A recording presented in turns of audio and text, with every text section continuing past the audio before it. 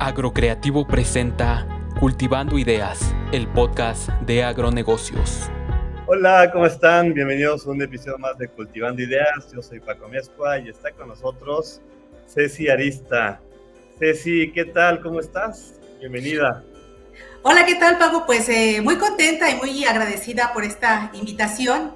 Yo pues considero que hay muchísimos perfiles de gran experiencia y muy especializados en el sector y bueno, pues es un honor que me invites a participar y ojalá que tu experiencia y mi experiencia a través de este podcast que hoy compartimos pues sea de interés para la audiencia de Cultiva.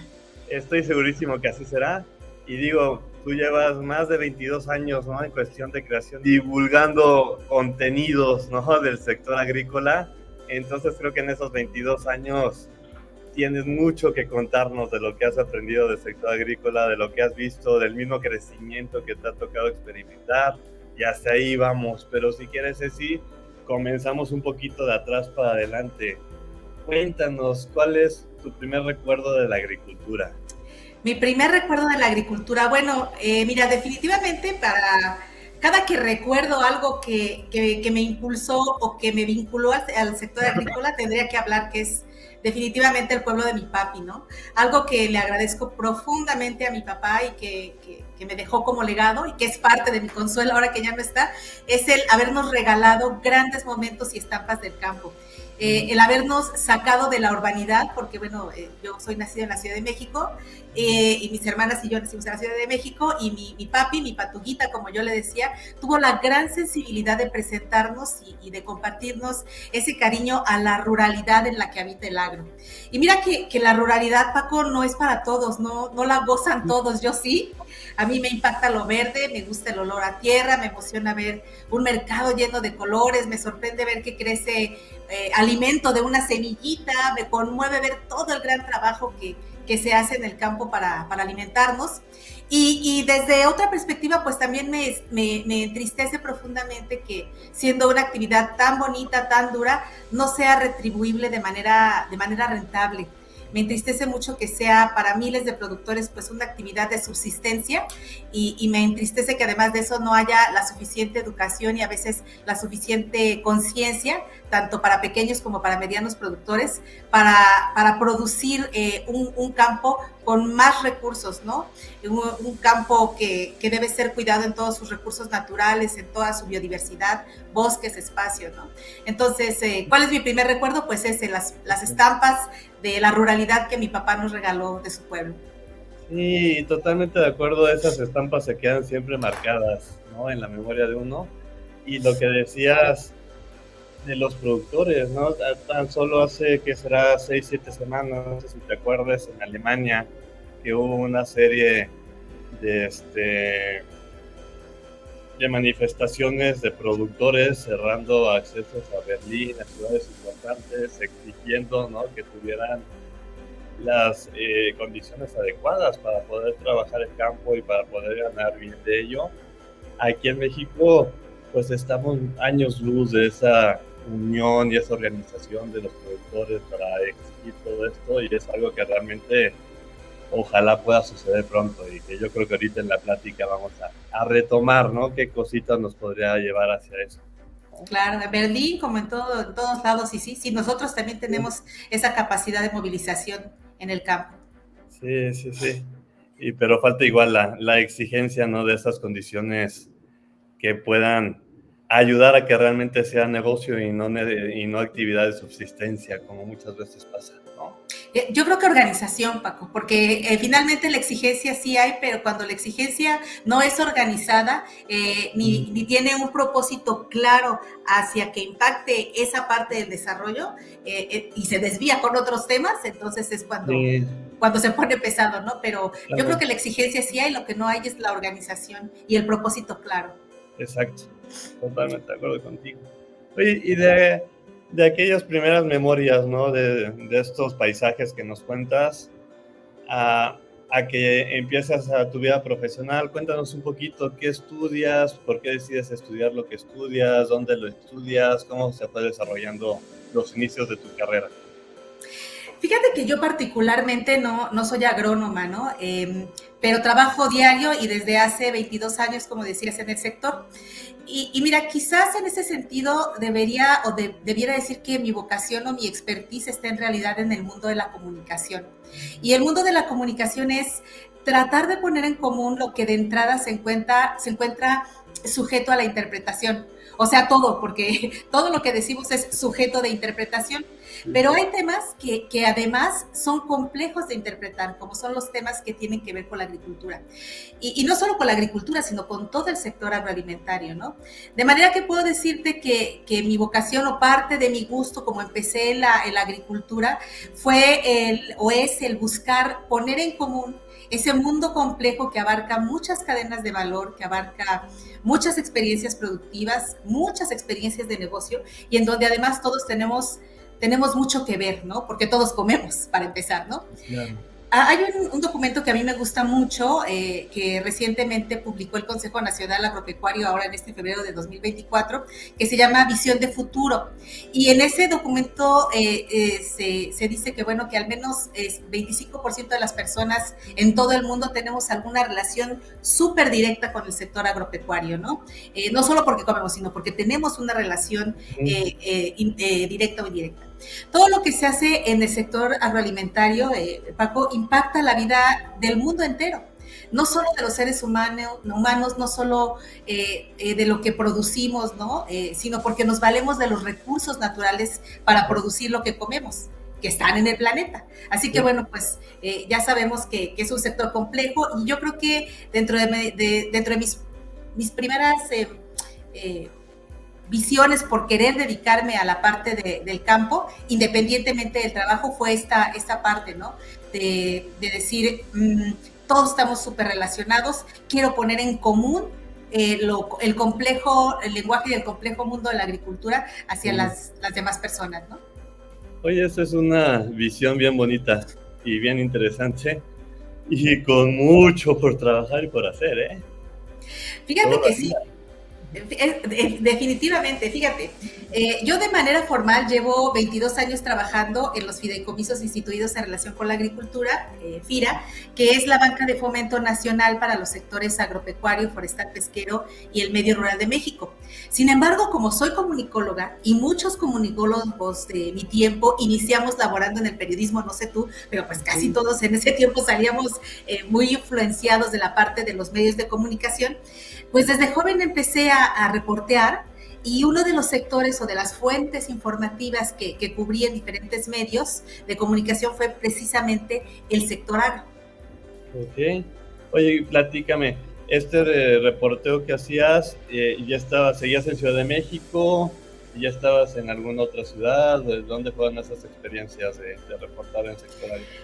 Sí, fíjate que, bueno, yo empecé haciendo periodismo aquí en la ciudad de Morelia, en el canal local que era del gobierno estatal, que es el Sistema Michoacano de Radio y Televisión, y aquí empecé a salir, por ejemplo, a las giras informativas que se hacían en aquel tiempo con el gobernador del estado, y casi todos los funcionarios y gobernadores tienden a hacer sus agendas de trabajo muy apegadas a lo que hay en el campo, al impacto de la ruralidad, que pues de hecho así es, ¿no?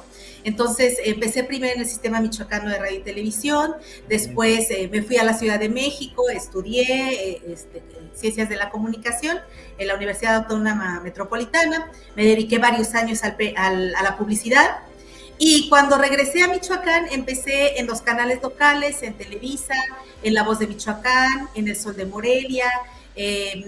Fui corresponsal en su momento de Pedro Ferriz de Con, cuando tenía aquel noticiero Para Empezar, de MBS, y todas esas experiencias en medios de comunicación, de alguna u otra manera, tocaban siempre el área agrícola, el área rural, las diferentes problemáticas que había, ¿no? Y si consideramos esta parte de mi trayectoria laboral, a lo mejor que fue en los medios, bueno, pues sí fue una trayectoria laboral muy formativa, ese acercamiento, como te decía, a todos los conceptos que son muy especializados en el sector, los ciclos agrícolas, los términos productivos, las cadenas productivas, los problemas sociales y climatológicos, en fin, ahí te vas haciendo como un background de conceptos y de todo lo que corresponde al sector agroalimentario, ¿no? Claro. Sí, Ya no, pues, era una escuela bien interesante, sí. sí, y ya posteriormente, después en el 2001, entro a trabajar a FIRA en el área de comunicación y ahí me di cuenta bueno, pues que lo que sabía era nada a comparación de todas las especialidades y aspectos que hay alrededor del sector agro.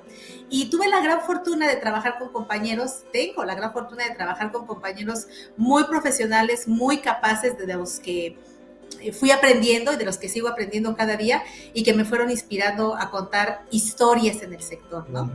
Y fue así que junto con el equipo de comunicación, ahora de promoción en FIRA, pues fui y voy todavía, porque es mi principal actividad, construyendo lo importante, lo valioso, lo destacado de esas historias para hacerlas video, por ejemplo, para plasmarlas y compartirlas como tú también en un podcast. Desde hace muchos años fui fundadora y creadora del podcast de FIRA, que se encuentra hoy en receso. Son los videos ahorita lo que está en auge en la institución y me consumen más del 80% de mi tiempo, pero espero pronto regresar a seguir contando esas historias en el podcast de FIRA. Y además ese podcast de FIRA que nos platicas es el primer podcast de agricultura en México, ¿no? Efectivamente, fíjate que el podcast, de hecho, fue eso que comentas, el primer podcast del sector agroalimentario en México. Hoy hay ya muchísimos, qué bueno que hay muchos, pero hace 12 años pues fue innovador porque nadie sabía que era un podcast y bueno, los medios de comunicación masivos como la radio, que en aquel momento tenía un resurgimiento importante, pues no dejaban ver el futuro del podcast. Hoy el podcast te puedo decir que es la herramienta, el medio de divulgación de contenidos de mayor crecimiento, solo detrás del video, porque es muy accesible, Paco. Solo necesitas un sentido para consumir conocimiento y eso te permite hacerlo prácticamente en cualquier momento, ¿no? Claro, y además, digo, también es más, tiene la condición de que es móvil, más móvil que el mismo radio, ¿no? Que radio a lo mejor lo tienes en una parte de tu casa o en el coche, pero si estás moviéndote, caminando, pues puedes desde con los audífonos del celular ir escuchando cualquier podcast, ¿no? Es correcto.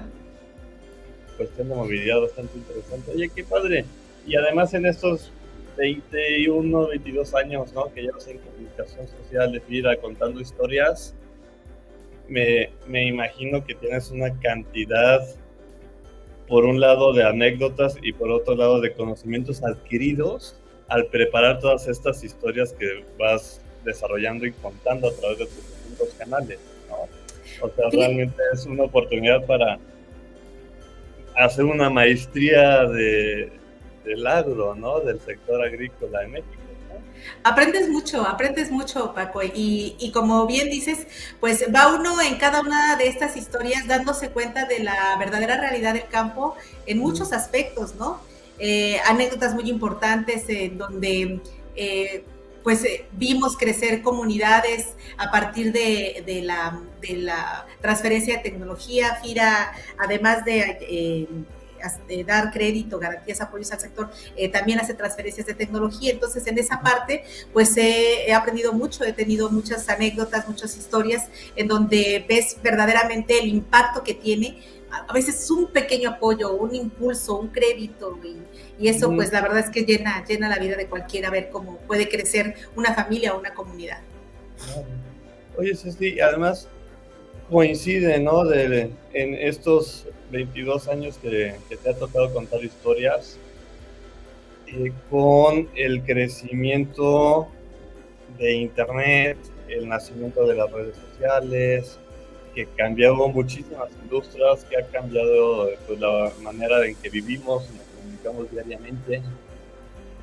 En tu experiencia, ¿qué tanto ha cambiado también la manera de hacer negocios en el mundo agropecuario y la manera de vivir de los mismos productores? Porque realmente es una industria que va a lo mejor unos pasos atrás o varios pasos atrás que otras industrias de consumo, por lo mismo que pues muchas de las transacciones se hacen en el campo, en donde no hay acceso a internet, no siempre hay conexión, a veces no hay señal, entonces no es tan fácil irse adaptando a todos estos cambios que ha habido en los últimos 20 años, ¿no? Entonces tú estando tan cerca y contando historias tan a menudo de esta industria. ¿Cómo ves la industria en cuestión de la adaptación a Internet y estas nuevas tecnologías, redes sociales? Pues fíjate que ha ido creciendo, pero el sector agropecuario, más que una industria, es un sector, ¿no? En ese sentido, la agroindustria sí es parte del sector, pero fíjate, te decía hace rato que algo que me entristece mucho es que siendo un trabajo tan duro, el trabajo en el sector agroalimentario, la gran mayoría de los productores tienen una actividad de pequeña escala, una actividad de subsistencia y de bajo valor agregado. Y en eso tiene que ver mucho el desarrollo tecnológico, por una parte, pero por otro, la educación financiera. Fíjate, en México existen más de 5 millones de unidades de producción agropecuaria, de las cuales 88.7 de esas unidades de producción están activas y 11.3, de acuerdo a los datos del INEGI, están en descanso. Ahora, de esas unidades, 71.8% tiene una superficie de hasta 5 hectáreas y el 28.2% restante una superficie mayor a esas 5 hectáreas. ¿Qué te quiero decir con esto? Si son unidades productivas de hasta 5 hectáreas, son pequeños productores. Esto de acuerdo al Censo Agropecuario 2022. ¿Qué puedes producir en 3 o en 5 hectáreas, Paco? Que te deje lo suficiente como para vivir. Si no tienes recursos tecnológicos, si no tienes acceso a la educación, si no tienes acceso a Internet, en realidad, ¿qué puedes producir en 3 o en 5 hectáreas que te deje suficiente para vivir? O sea, puedes producir muy poco o puedes producir mucho de acuerdo al espacio de esas 5 hectáreas. Pero lo importante no es cuánto puedes producir, sino con qué rentabilidad produces. Claro. Es decir, tu balance entre lo que inviertes y lo que gastas y lo que ganas, que tiene como resultante una utilidad. Y pienso mucho en lo que me dices en esta adaptación o en este aspecto del Internet. Sí se ha ampliado, pero sí falta mucho. Y en el momento en que se amplíe el uso, se democratice, digo yo, el uso del Internet en el sector agroalimentario y rural, esto va a ser impactante por muchos aspectos, porque hoy en día ya la gente ya no se paga en un banco, ya lo hacemos a través de aplicaciones digitales, ¿cierto?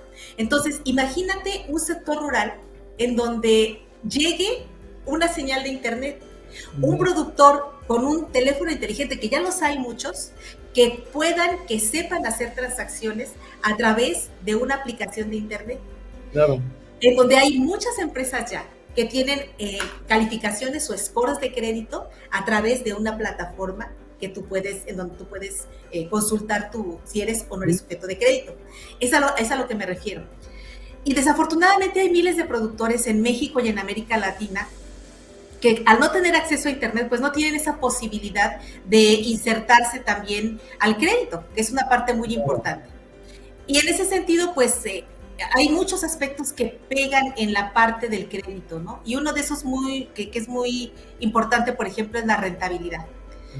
Si estos productores no tienen rentabilidad o tienen un muy bajo nivel de rentabilidad, producen, no sé, por tradición, producen porque no tienen otra actividad remunerada, y es más, trabajan en otras actividades. Una de estas historias que tú me decías es que me suelo encontrar con muchos productores que trabajan en otras actividades que les proveen recursos para poder producir algo. Claro. Entonces dices, a ver, ¿cómo? No produces para vivir, no, trabajan en otras actividades para poder producir. Sí, entonces, pues una cuestión importante es eso, la falta de la tecnología, la falta del acceso a Internet, que condiciona, entre muchas cosas, algo muy importante que es la educación, y en específico la educación financiera. Claro.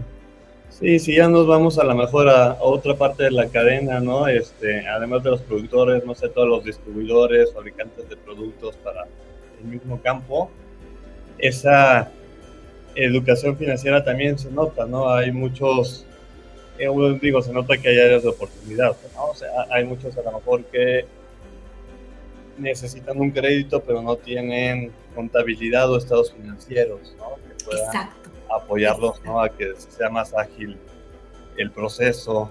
Entonces sí, hay muchísimo por hacer, no solo a nivel productores, sino también a nivel distribuidores de productos y otros jugadores dentro de la cadena, ¿no? Del sector.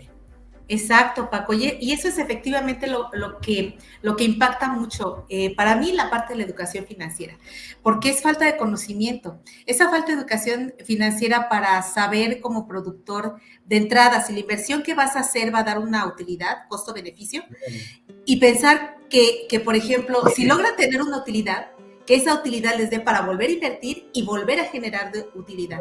Eso es visión de negocios y eso es lo que siempre ha faltado en los pequeños productores sobre todo, y estamos oyendo que pues la mayoría de los productores en México son pequeños productores y lo que falta es pues, visión de negocios.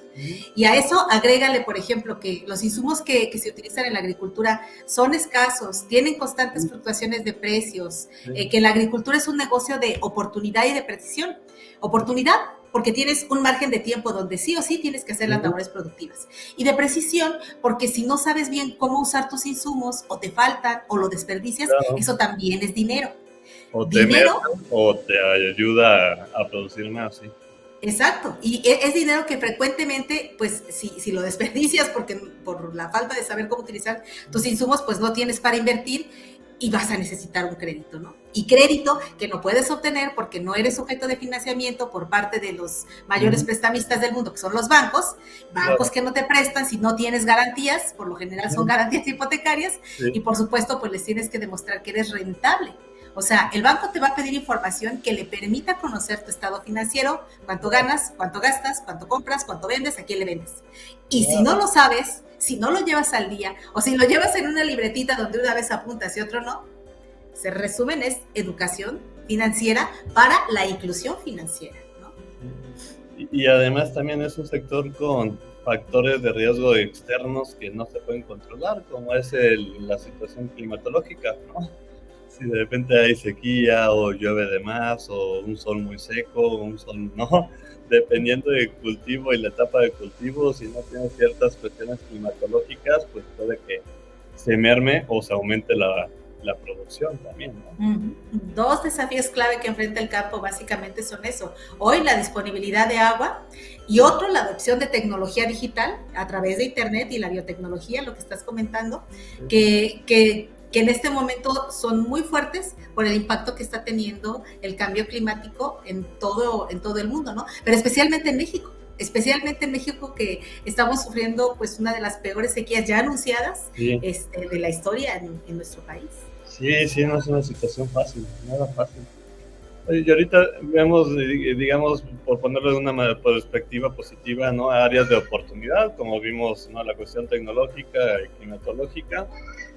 En cuestión de cosas que has visto que han mejorado mucho y que se va en una línea inclinada hacia arriba estos 20 y tantos años que llevas contando historias en el sector agropecuario, ¿qué se te viene a la mente que desde hace 22 años que entraste, ahorita que dices en eso, ha crecido bastante, ha aumentado, ha mejorado?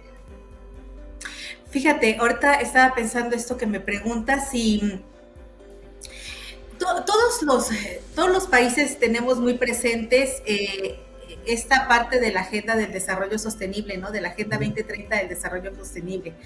Y cuando me dices ¿qué ha cambiado? Muchas veces hablamos acerca de lo que falta, hablamos de una manera un poco fatalista, ¿no? Acerca de, pues el tiempo se nos acaba, el desarrollo sostenible no, en 2030 pues no se va a llegar a cumplir.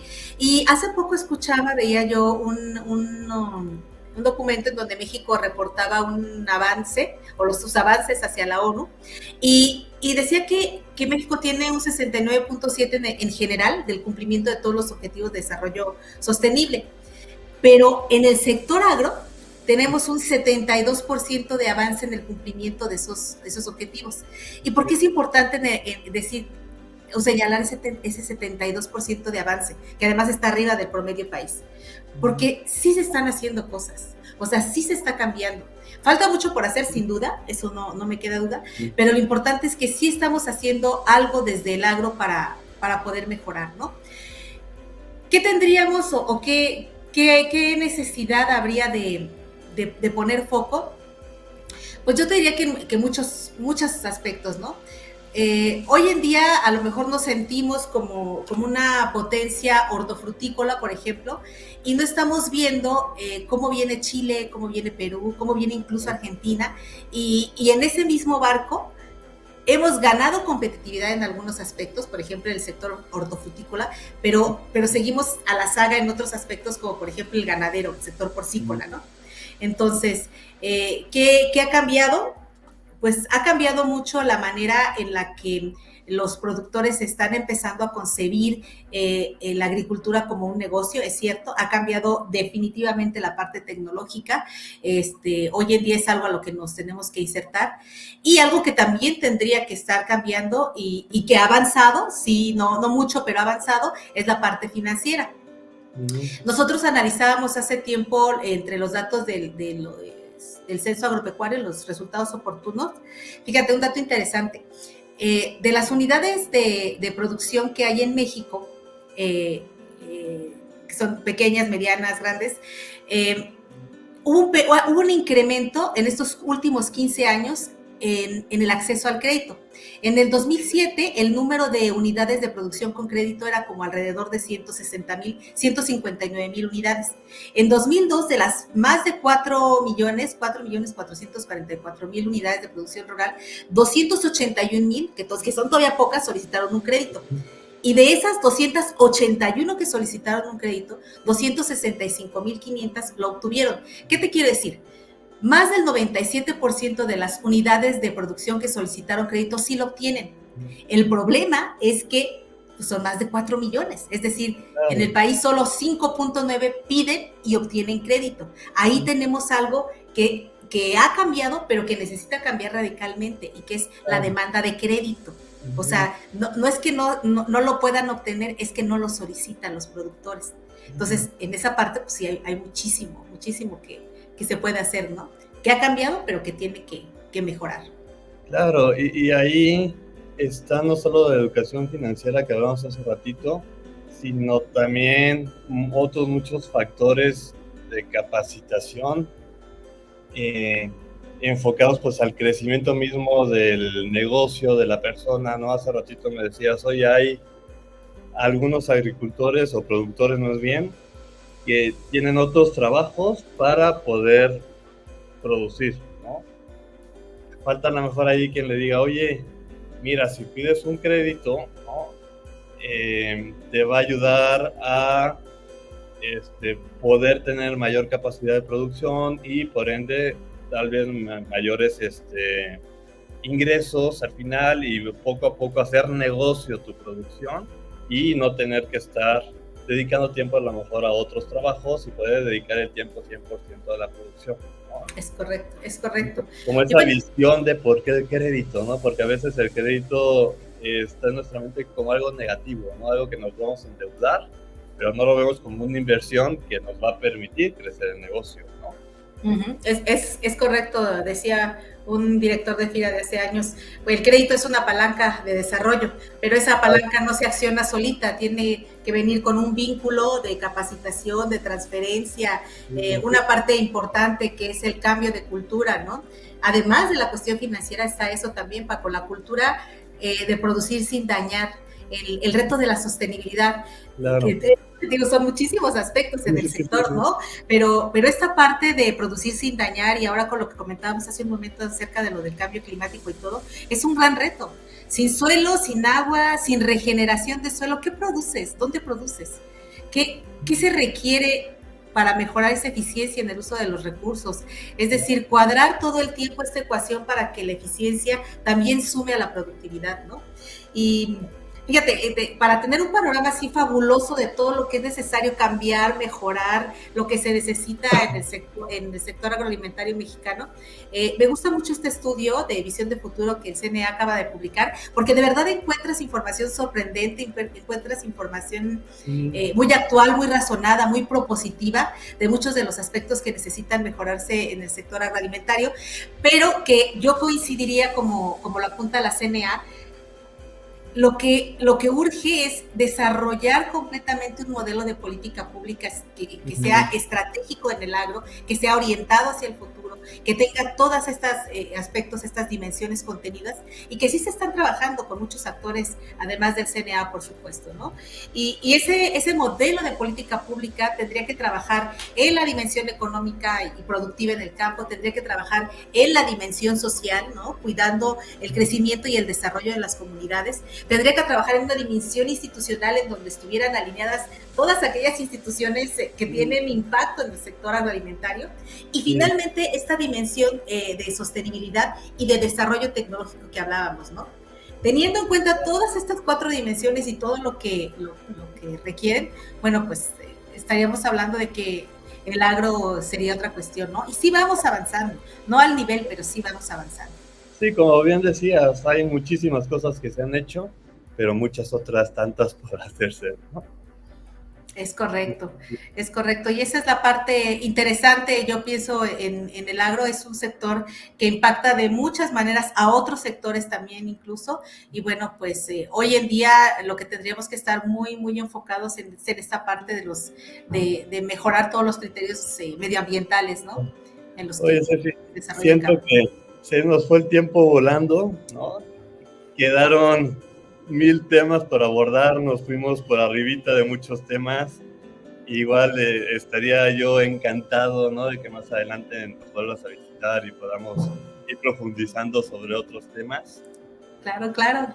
Igual ahorita para respetar el tiempo que platicamos, ¿no? Igual nada más como de forma de conclusión, ¿qué nos compartes de lo que platicamos esta media hora?